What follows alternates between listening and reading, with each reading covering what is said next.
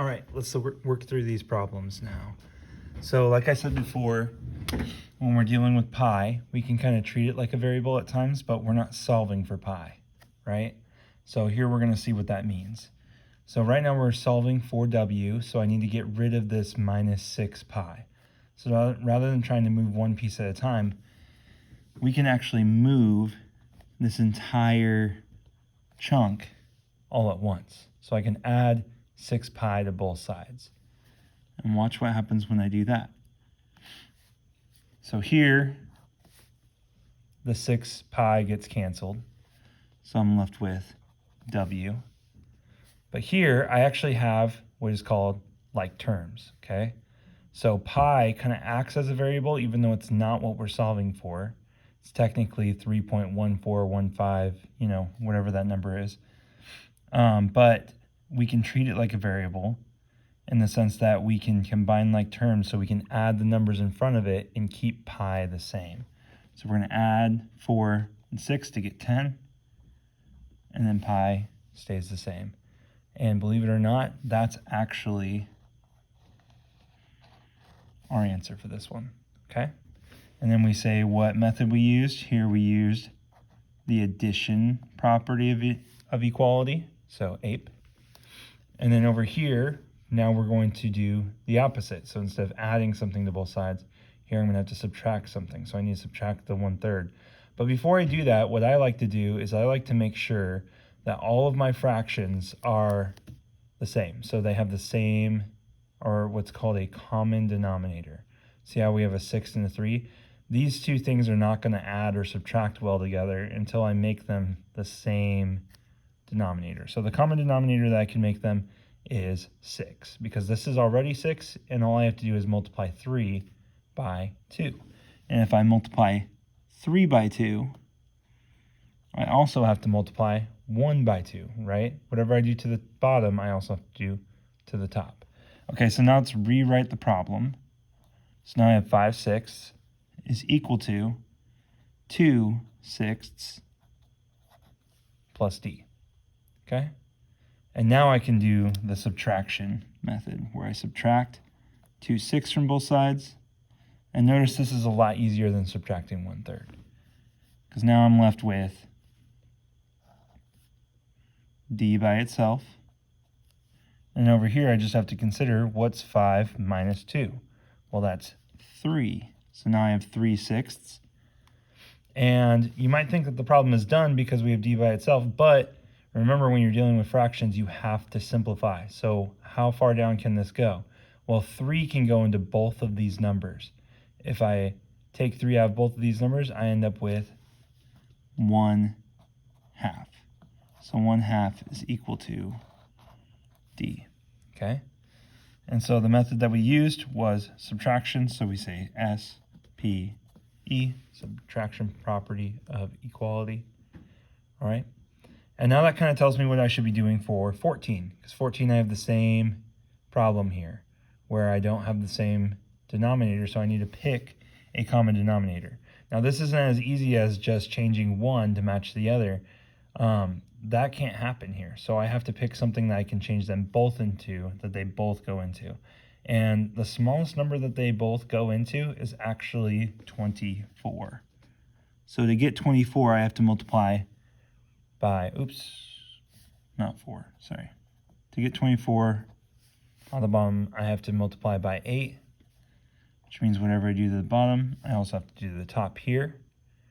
So I'll go ahead and rewrite this one as 16 over 24 down here. R stays the same. And now I'm asking myself, what am I multiplying 8 by to get 24?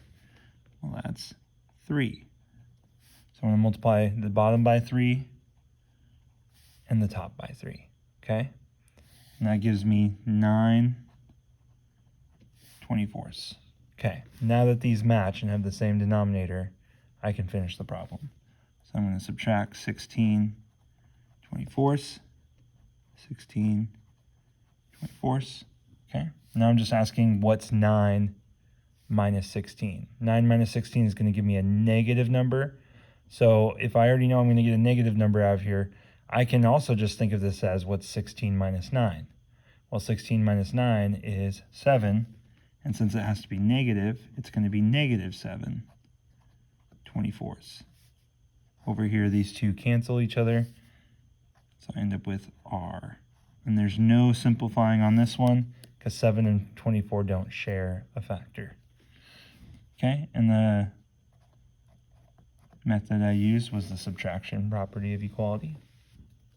Okay, next I'm going to add 1.4 to both sides, which gives me n, negative 6.3 plus 1.4. These two are going to attack each other. It's like kind of how I like to think of it, but the negative is going to win.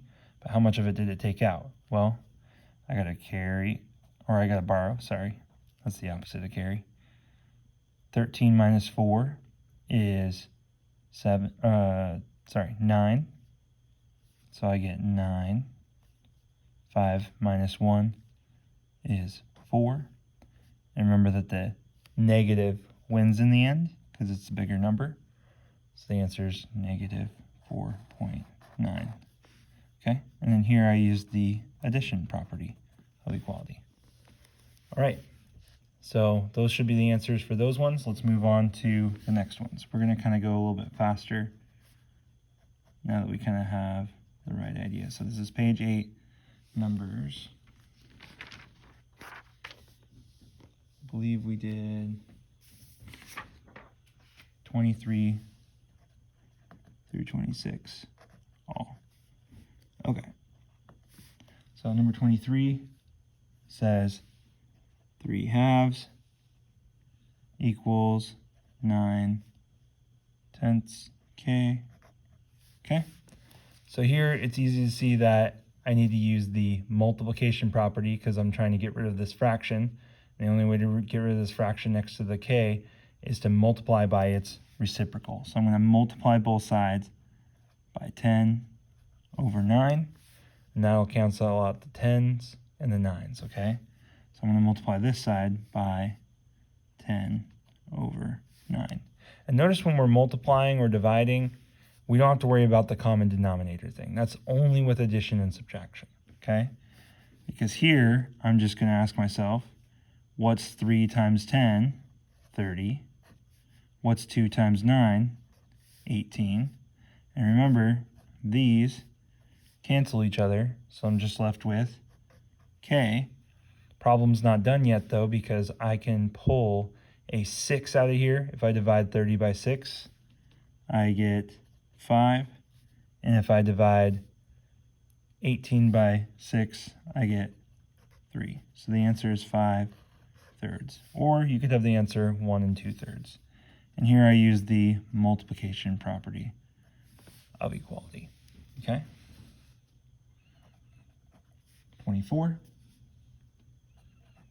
Negative 7.8 x equals negative 1.56.